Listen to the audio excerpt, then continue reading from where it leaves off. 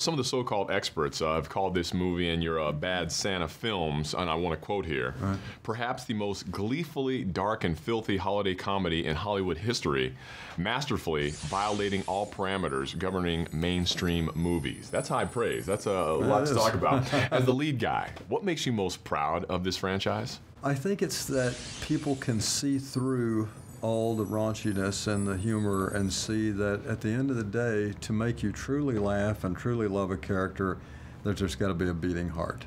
And I think people see that because, you know, this guy, maybe he's intolerant, you know, of stuff, but a lot of times it's intolerant of stupidity and commerciality and a lot of things like that. And who does he see something in? And this poor kid, you know, who didn't have a chance. And, you know, he didn't have a chance either. You know, I grew up pretty poor and in, you know, some bad circumstances sometimes. And so I think in this character, people see that, you know, maybe he's got a right to, you know, be pissed off, you know. But at the end of the day, you know, he's a guy who just, you know, as a kid who didn't have a chance, you know, he still has some kind of hope and you know, every now and then he even has a little fun.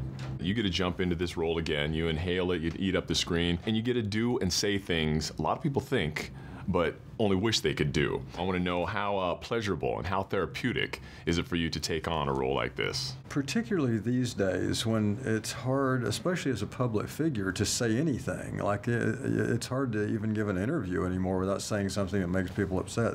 So to be able to play a character where you can just kind of do whatever you want, it's, believe me, it's therapeutic. And plus, I just like playing the character, period. I've had several characters in my lifetime that I've loved playing, and sometimes you don't want to stop playing them when it's over, you know, and this is one where I kind of have to. I want to talk music for a little bit. Yeah. A lot of people may not realize singer, songwriter, musician long before acting are the box masters.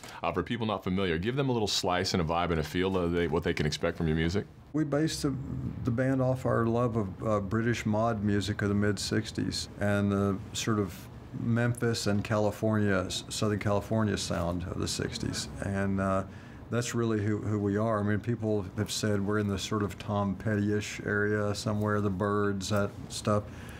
But it's a little different than that. And we have a record that we just finished that's going to come out soon called Tea Surfing, which, you know, tea from England, surfing from California. And it's really a mixture of our influences of mod in Southern California and all original songs, but very 60s. My daughter came up with the title. Nice. She's 12 years old. Her name's Bella. And I said, what's a word from England and a word from Southern California that could go together to make a good album title for 60s music? First thing she said was tea surfing. And we said, wow, that's fantastic. And that's what it's going to be called. And you guys have a Christmas album too, right? We do have one from years ago.